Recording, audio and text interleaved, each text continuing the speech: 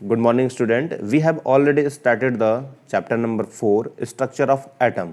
बेटा हमने structure of atom हमने स्टार्ट कर दिया था और इस चैप्टर में बेसिकली जो हमने सबसे पहले जो है थॉमसन मॉडल किया और उसके बाद जो है रदरफोर्ड किया और रदरफोर्ड का ड्रॉबैक के बाद जो अब आता है हमारा नील बोर। नील बोर ने क्या दिया था और इसके बारे में एटम के बारे में क्या क्या बातें बताई थी। तो सबसे पहले हम थॉमसन की अगर बात करते हैं तो थॉमसन ने अपने मॉडल में क्या बताया था।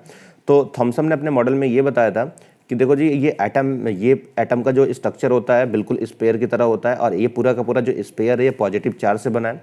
ये पूरा का पूरा स्पेयर जो है पॉजिटिव चार्ज से बना है और यहाँ पे इलेक्ट्रॉन जो है कहीं कहीं इम्बर्डेड है, मतलब इसके अंदर है। मतलब इन्होंने थॉमसन ने अपने मॉडल में ये बताया था कि सारा का सारा जो एटम है वो स्पेयर है, स्पेयर की तरह है और स्पेयर किससे बना है, पूरा पॉजिटिव चार्ज से बना है और कहीं ना कहीं बीच बीच में इलेक्ट्रॉन जो है वहाँ पे इम्बर्डेड है।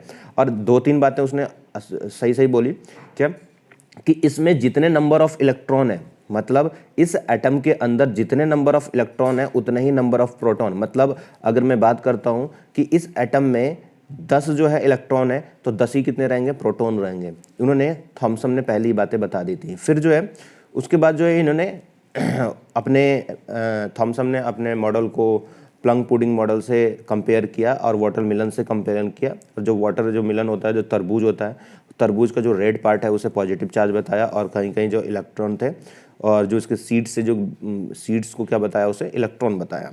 अब उसके बाद जो थॉमसन मॉडल में आते हैं। थॉमसन मॉडल के बाद आते हैं हमारे रदरफोर्ड मॉडल में क्या बताया था। रदरफोर्ड ने सिंपल सी चीज़ करी थी, वो हीलियम के पार्टिकल लिए थे। हीलियम के पार्टिकल लेने के बाद जो है हीलियम के पार्टिकल क्या होता है, पॉजिटिव चार्ज होता है। फिर एक गोल्ड फॉइल लिया था। गोल्ड फॉइल क्यों लिया था, क्योंकि गोल्ड फॉइल जो है एक ऐसी हमारे पास मेटल है जिसे हम इतना पतला कर सकते हैं कि उसका एक एटम हम देख सकते हैं। उसके थ्रू जो है अल्फा पार्टिकल का रेडिएशन कराया था, मतलब अल्फा पार्टिकल को सेंड कराया था गोल्ड फॉइल की तरह। तो उन्होंने देखा था कि जब अल्फा पार्टिकल को जब सेंड कराया था तो कुछ जो है पार्टिकल, जब कुछ जो है यहाँ पे इसके थ्रू जो है पास हो गए थे। मतलब अगर मैं ऊपर से ऐसे ले जाता हूँ, कुछ जो है इसके थ्रू जो है साइड से यहाँ से ऐसे पास हो गए थे अल्फा पार्टिकल, कुछ जो है डिफ्लेक्शन हो गए थे और जैसे जैसे हम बीच में जा रहे थे उतना ज़्यादा डिफ्लेक्शन हमारा बढ़ रहा था। तो उन्होंने कहा कि भाई बीच में कुछ ना कुछ है, सेंटर में कुछ ना कुछ है। तो यहाँ पे जैसे इन्होंने सेंटर में सेंड किया तो ये वापस आ गया था, ठीक है।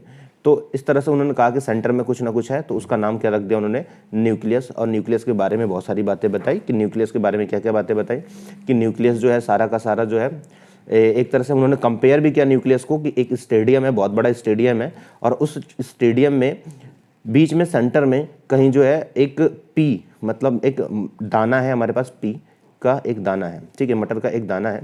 तो उसे बोलते, तो उन्होंने क्या बताया कि उस तरह से हम कंपेयर कर सकते हैं कि स्टेडियम पूरा का पूरा एटम है हमारे पास और ये दाना जो है बिल्कुल किसका तरह, एक न्यूक्लियस की तरह था। कंपेयर उन्होंने बताया।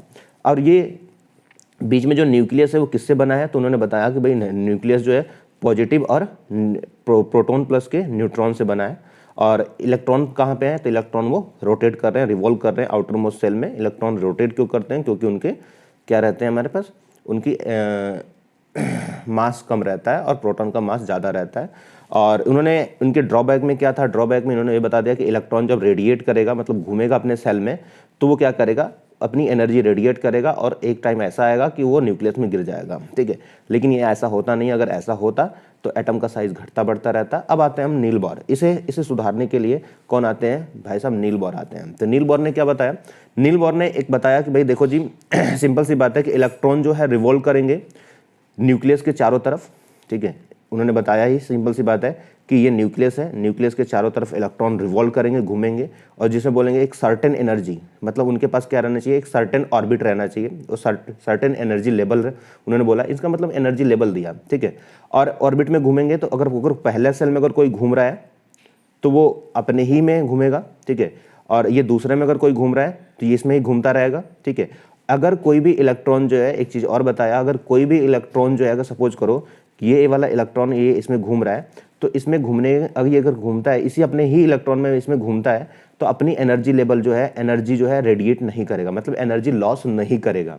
अगर कोई भी इलेक्ट्रॉन अपने ही सेल में रिवॉल्व करता है, घूमता है, तो वो एनर्जी जो है लॉस नहीं करेगा। अगर सपोज करो कि कोई हमारे पास ये भी है, ये वाला है, तो ये जो है इसमें जो है घूम रहा है इलेक्ट्रॉन, तो अगर इसमें ही घूमता रहे तो ये एनर्जी का लॉस नहीं करेगा। मतलब कोई भी इलेक्ट्रॉन जो है अपने ही ऑर्बिट में अगर रोटेट कर रहा है, घूम रहा है, तो वो एनर्जी को रेडिएट नहीं करेगा, मतलब वो एनर्जी का लॉस नहीं करेगा। ठीक है, सिंपल सी बातें इन्होंने बताई और इन्होंने फिर अपने पूरा का पूरा जो है क्या दिया, इन्होंने अपना पूरा का पूरा थ्योरी दिया। ठीक है, उन्होंने कहा कि भाई जितने जो पीछे वाले थे साइंटिस्ट वो उन्होंने सही बताया कि एटम जो है 3 पार्टिकल से मिलकर बनता है। उसमें जो रदरफोर्ड ने बताया कि न्यूक्लियस होता है, न्यूक्लियस सेंटर में होता है, ये बात सही थी। और न्यूक्लियस जो है किससे बनता है, प्रोटॉन प्लस के न्यूट्रॉन से बनता है, ये भी बात सही है। और इलेक्ट्रॉन जो है आउटर मोस्ट सेल में रिवॉल्व करता है, ये भी बताया उन्होंने कि ये भी बातें भी हमारी ये सही है।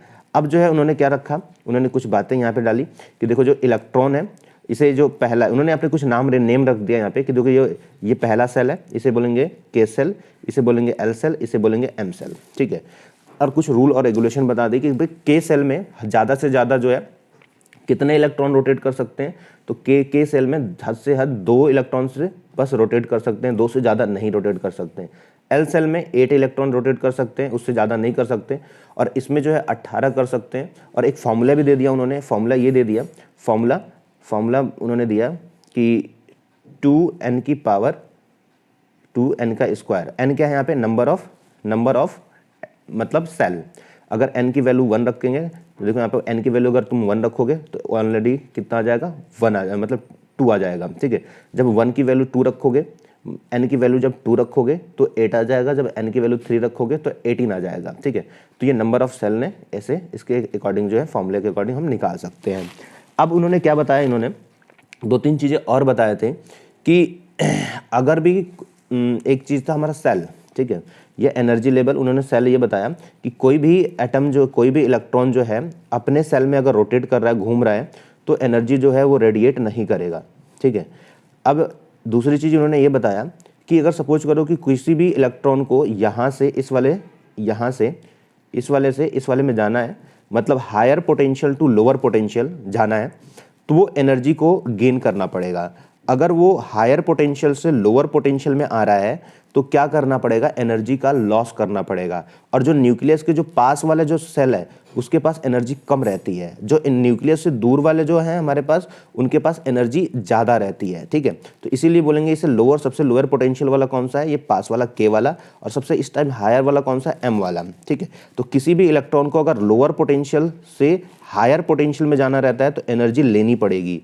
अगर किसी को हायर से लोअर में जाना पड़ेगा तो एनर्जी को लॉस करना पड़ेगा। ठीक है, ये बातें इन्होंने स्टेबिलिटी का बातें बताई। और अगर बस इतना इन्होंने बताया कि अगर इलेक्ट्रॉन जो है अपना सेल चेंज करता है, अगर हायर से लोअर में जाएगा तो एनर्जी को क्या करेगा, कम करेगा। अगर लोअर से हायर में जाएगा तो एनर्जी गेन करेगा।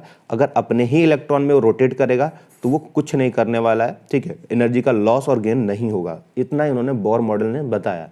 फिर आगे जो है नेक्स्ट वीडियो में हम एटॉमिक नंबर पढ़ेंगे और एटॉमिक मास के बारे में पढ़ेंगे। यहाँ पे तीनों जो है मॉडल ख़त्म हुए। फिलहाल जो है लेटेस्ट मॉडल यही है, हम यही पढ़ेंगे।